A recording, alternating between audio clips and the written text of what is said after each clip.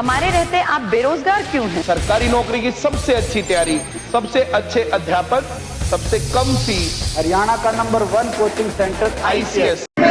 नमस्कार, मैं हूं प्रमोद और आप देखना शुरू कर चुके हैं thesadkanaama.com। इस वक्त मैं मौजूद हूं हरियाणा के सिरसा में और जैसा कि आप सब लोग जानते हैं कि लंबे समय से किसान आंदोलन चल रहा है और आज सिरसा के पंजाब पैलेस में शहीद आजम भगत सिंह, राजगुरु और सुखदेव के शहीदी दिवस पर जो है सेमिनार आयोजित किया जा रहा है और कई अलग अलग किसान मोर्चा के घटक हैं जो इस सेमिनार को जो है संपन्न करवा रहे हैं। हमारे साथ इस वक्त पगड़ी समाल जट्टा जो लहर है उसको चलाने वाले मनदीप सिंह नथवान हैं जो इस सेमिनार में भी आज यहाँ पे पहुँचे हैं। मनदीप जी, क्या लग रहा है, लंबे समय से जिस तरह से आंदोलन चल रहा है, कल जो है पूरे देश भर में बंद था जो है 26 का, और उसके बाद चूँकि अभी आगामी जो रणनीति है वो किस तरह से रहेगी, किस तरह से आंदोलन चलेगा, क्या कहना है? देखिए, आंदोलन बहुत बड़ा हो गया है। इतना बड़ा आंदोलन शायद देश में पहली बार हो रहा है और कल का बंद भी ऐतिहासिक था। सरकार की जो लोक विरोधी नीतियाँ हैं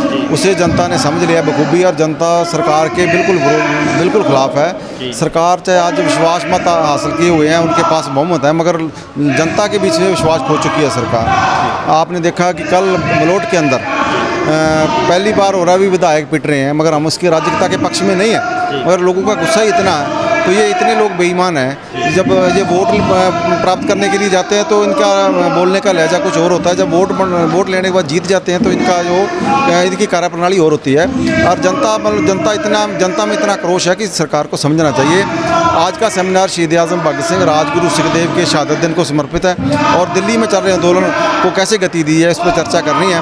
और हमने ये 2 संगठनों की तरफ से, किसान संघर्ष समिति हरियाणा पगड़ी समाल जट्टा और हरियाणा किसान सभा, ये 2 संगठन इस सेमिनार को कर रहे हैं और आज सिरसा जिले के साथी हमने बुलाए हैं और इस आंदोलन को तेज़ करने के लिए आगामी रणनीति भी तय कर रहे हैं। और जो हमारे वक्ता हैं वो नए इस आंदोलन में एक नई जान भी फूकेंगे ताकि आंदोलन को और तेज़ किया जाए।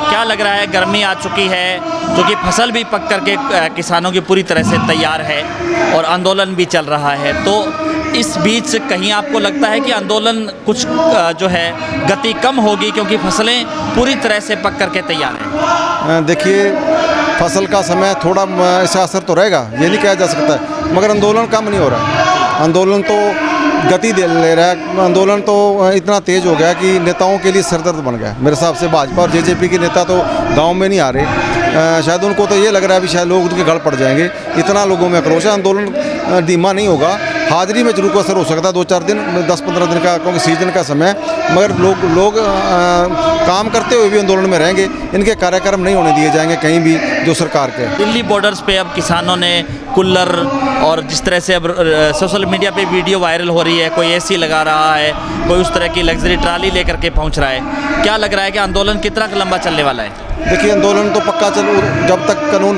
वापस नहीं होंगे तो आंदोलन चलता रहेगा, क्योंकि AC, कूलर, पक्के घर तक लोगों ने वहाँ बना लिए हैं, शेड लगा लिए हैं। कोई हर आदमी इसका नेतृत्वकारी बन गया। ये आंदोलनकारी नहीं बोलूँगा, नेतृत्वकारी बन गया। ये आंदोलन सत्ता पक्ष के लिए चुनौती नहीं है, विपक्ष के लिए भी चुनौती बनता जा रहा है, क्योंकि 70 सालों से इन्होंने राज किया है। वोट के लिए जब ये आते 5 साल बाद आते थे, कोई चुनाव में लुभावने वादे करते थे, वो चले जाते थे। जैसे मोदी साहब कह रहा था 2 करोड़ युवाओं को रोज़गार देंगे, 15 लाख रुपये खाते में आएंगे, ऐसी बातें होती रही है। मगर आज ये नेता भी डर रहे हैं, क्योंकि अब लोगों के बीच में कैसे जाएंगे। जो कांग्रेस सरकार है इसकी माँ है। कई बार कहते हैं भी ये आंदोलन कांग्रेस चला रही है, मगर ये नीतियाँ कांग्रेस हमारे देश के अंदर 1992 के अंदर जब नरसिम्हा राव की सरकार थी तब हमारे देश के अंदर एंटर हुई थी। इसलिए कांग्रेस नीतियों की माँ है और ये कांग्रेस भी नहीं चाह रही कि आंदोलन चले, क्योंकि लोग नया रास्ता निकालेंगे। लोग शहीद आजम भगत सिंह ने जैसा कहा था भी जैसी आज़ादी मैं चाहता हूँ वो आज़ादी नहीं आएगी, उसके लिए लोगों को फिर लड़ना पड़ेगा। शायद दोबारा लोग लड़ रहे हैं देश की आज़ादी के लिए। आज आज़ादी को बचाने की लड़ाई है।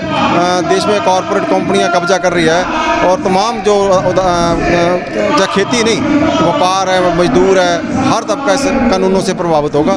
देश कंपनियों का गुलाम बन जाएगा यदि ये कानून लागू हुए तो। ये लोग बखूबी समझ चुके हैं। ये लड़ाई इतनी बड़ी बन गई है कि बीजेपी हारेगी, बीजेपी नहीं हारेगी, जो विपक्ष की पार्टियां भी वो भी चित जाएगी, क्योंकि लोग खुद रास्ता तय करेगी आगे क्या करेंगे। तो 5 राज्यों में अब चुनाव है, संयुक्त किसान मोर्चा के नेता भी राज्यों में गए, बंगाल में, और क्या लग रहा है रिजल्ट किस तरह के होंगे?